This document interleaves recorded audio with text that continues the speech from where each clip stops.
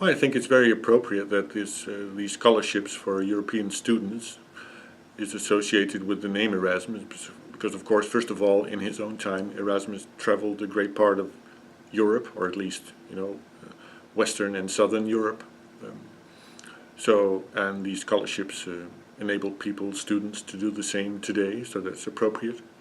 And I think it's also appropriate because in his writings too, as we all know, I suppose, Erasmus always mentions that he likes to consider himself a citizen of the world and not the citizen of one town or nation, and he doesn't like local pride in the sense that he says it doesn't really matter where you were born, it's much more interesting where you achieved something. And well, he's not about nations and about boundaries, and he's more about doing everything together. For him, society really, I suppose, was Christian society. So we're all in this as Christians, he said, and that was also very much a reason why he opposed Luther, that he didn't want to emphasize the differences between Christians. He wanted to emphasize what united them, and he wanted to keep them united.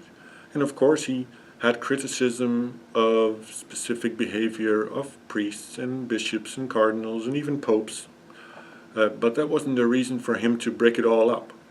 And that's a fundamental choice, it's a fundamental difference with Luther, who, well, in the end thought it was more important to get rid of these vices, even if that meant breaking up Christianity. And so in that sense, also in the sense of unity, and we're all in it together, and we